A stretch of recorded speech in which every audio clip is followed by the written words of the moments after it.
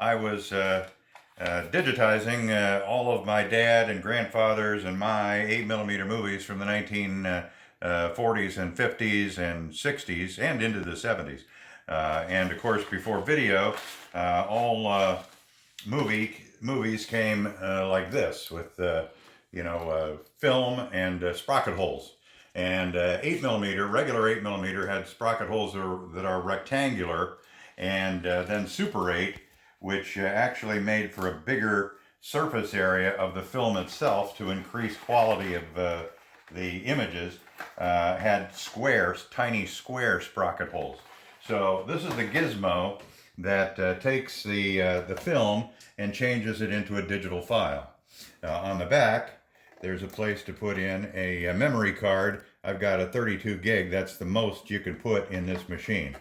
16s work just fine because the files themselves are way smaller than a gigabyte. So you can put in tons of, you can probably put in 50 videos and just leave it in a 32 gig one card. But usually what I do is I ended up erasing the card after each one just to start from scratch.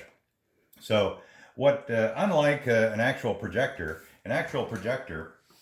goes, you have the reel up here, and then this is the take up reel, and it goes through there, and then it rewinds back to this again. This is only one way. This machine only allows film to go in this direction. So you put it in this direction when you record, and then you take off the reel and you put it over here to rewind it again, going the same direction. And you can see it shows you where the film should be strung.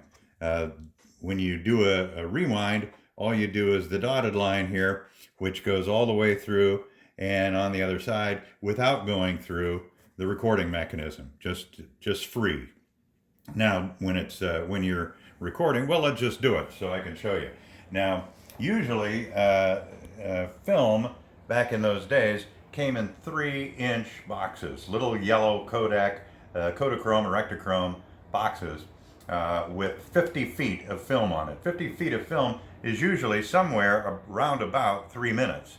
And so most of those old movies were only like 2.5 to 3, just over 3 minutes in length. And that's why almost everybody who was shooting those 8mm movies spliced them all together and made them bigger. So this is the leader tape that a lot of people put them on. Most of the films that I've digitized are from those miniature 3-inch reels, but many of them were either spliced by my grandfather, my father, or me into longer reels. And the longer reels are on bigger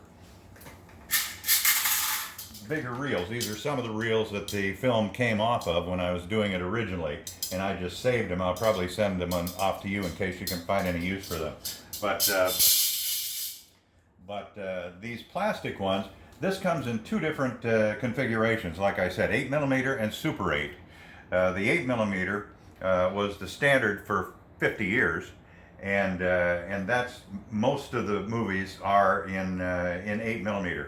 But I only saved some Super 8 film for this demonstration. And as you can see, the Super 8 has a larger a hole in the middle of the reel to hold it steadier.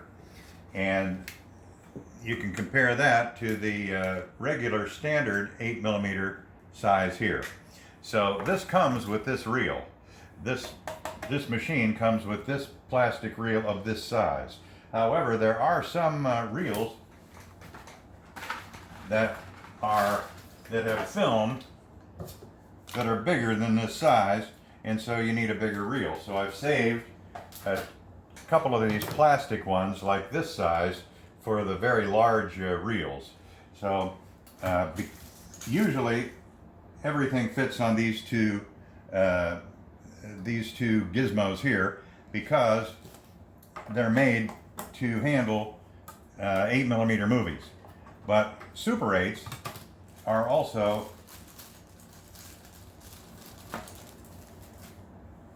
you have the ability to also do Super 8s, and these are color coordinated, so you can see that this one goes on this side. This one, you want to put this little slot here where this slot is here. So this goes on this side. And what I'll do is I'll put one of these empty reels on this side. And then this is the reel that we're going to copy. And it'll go on this side. So some of them come with the leader tape, some of them don't come with leader tape. By the way, let me turn on the TV set, because this little TV is what we're going to watch the film duplicating on. Here's a little screen right on the machine that's built in, and you can use that, but boy, that's a lot of eye strain to see what's going on in something this small. So they give you a connector that goes into the back of the machine and into the input on the TV, and then you can just find the input for your AV on the TV, and you can watch what you're doing on the larger screen, which makes a whole lot more sense. Now here is the actual workspace right here. Right under here is a camera shooting straight down. Under here is, when you open this up, is a light source down below.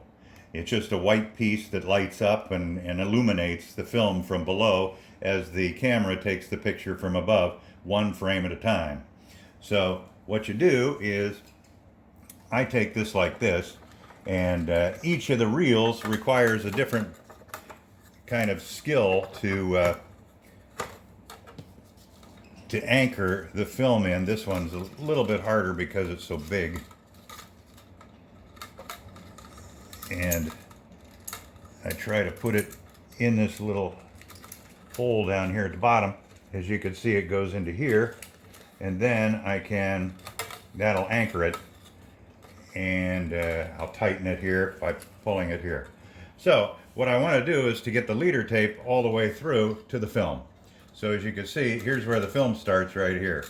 So I'm going to bring it past the workspace, so I know that I'm starting with good film. So I'm pushing, there's a little, I don't know if you can get close enough to see, but there's a little gray thing right here, and you have to anchor the film underneath this little gray ledge. So you push, and by the way, all the films have to have the sprockets on this side, on the top, as it goes through here. If you see that the sprockets are on the bottom, that means that the film you've got in your hand has been rewound and needs to be rewound again before going through in the correct procedure. So anyway, I'm going to slide this underneath this little gray ledge here.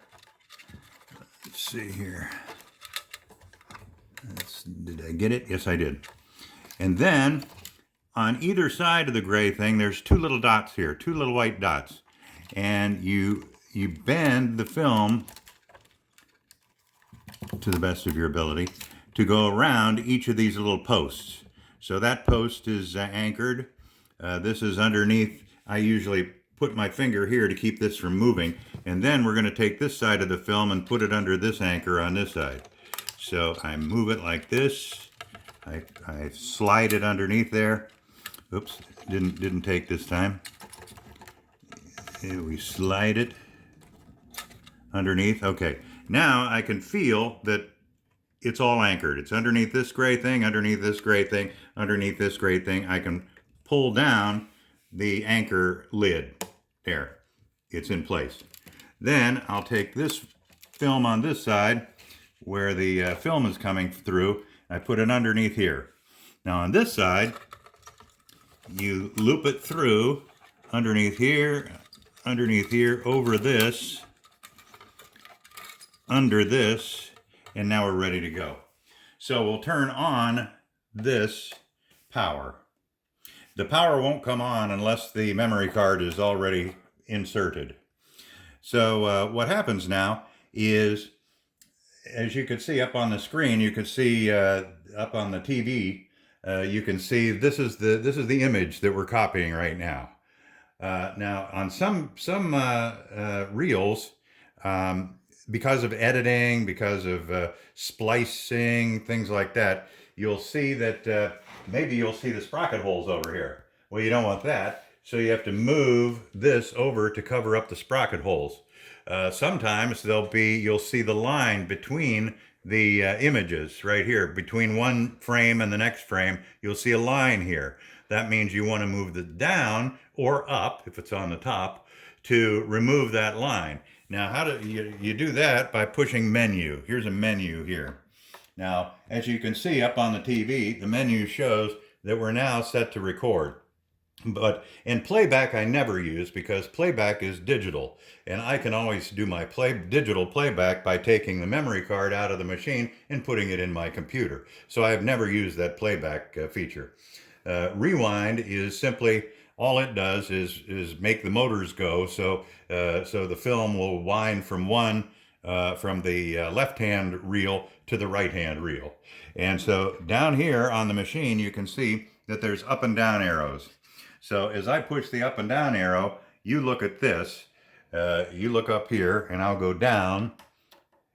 And exposure, you can change that around. You can change the sharpness. You can do other things. I've never used any of those. I've used the default settings because they seem to work quite well. But you could play around with that if you want. Then frame adjust. It's all pretty crude, as you can see, a crude setup. But actually, it works pretty slick.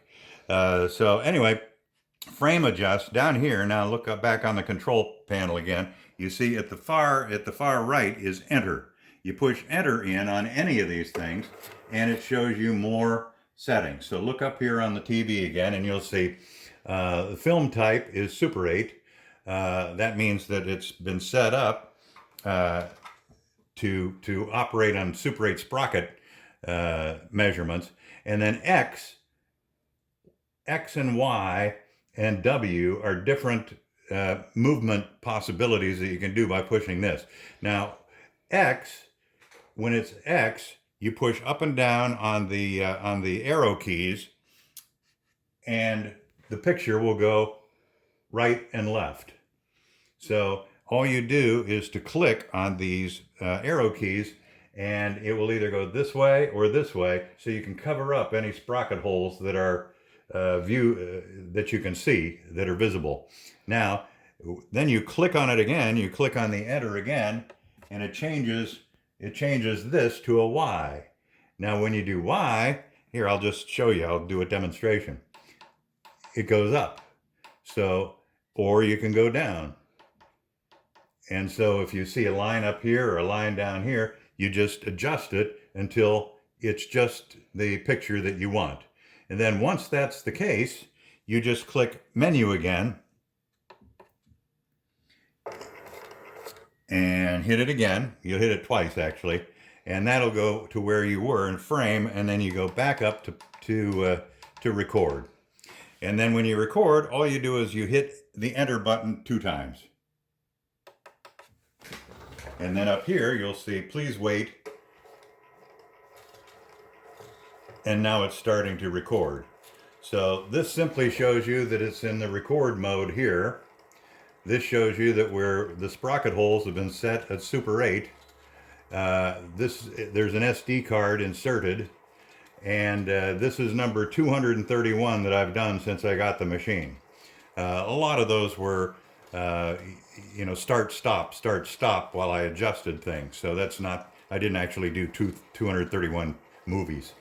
And so this is the way it does it. It does it bang, bang, picture, picture, picture, picture. It takes it every one. And then this just keeps going. And as you can see, it'll go, this probably will take 40 minutes, this reel to copy. Now, down here, I didn't show you. Here's your 8mm film sprocket setting. Here's your Super 8 film sprocket setting. So there's a little slide here. You slide it this way or you slide it this way before you start. And so that's more or less it. It comes with this thing, which is really good, because after every single one, some of these are pretty dusty, these films, and some of them even have mold on them, and that'll come off.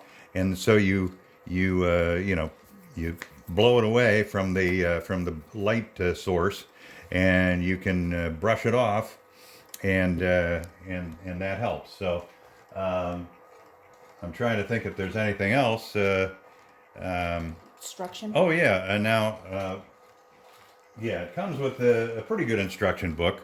So you know, this shows you pretty much the long and the short of it. Many times on spliced film, it'll jam because there's a piece of editing tape, splicing tape, holding the two sections of film together, and sometimes they don't align up with the sprocket holes. So when that happens, the machine's going to jam. Whenever the machine jams, sometime it'll turn itself off. Every time it turns itself off, this number will go up one because it saves what it's already recorded before it turns itself off. So, but if you want to turn it off, for instance, if you see that you walked out of the room and all of a sudden there is a jam here and the film starts spilling out onto the floor instead of onto this reel, and believe me, that's happened a couple of times, you want to stop it and start it again. So then you just push, anytime you want to stop it while it's recording, push enter. So that's stopped. And you can see it stopped up here on the TV too.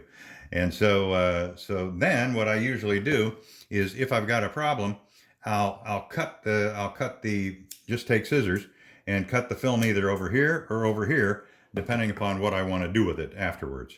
If I cut it here, then I can you know, move the tape and move the film, you know, bring this up again, and then you can go, you know, let's just take this out of here, and we can move it a little bit. We can bring it through. You can put it underneath this again, anchor it again, like we did before, and just move it around until it's okay again, and then put that down, rethread it through through here, and then all you do is push this twice again. And then, as you'll see here, it says, please wait. And then it's starting to take the picture again. Oh, now look, this is interesting, because this just showed me that when I did that readjustment, we've got this line at the bottom. So now we want to stop it.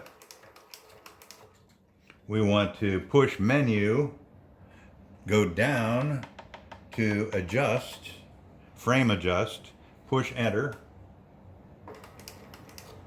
and I know that up and down is Y, not X. So Y is already selected. So all I've got to do is to go down, and now our frame is okay again. Now I can push menu, push it again, and go up, and push record twice, and we're back in business.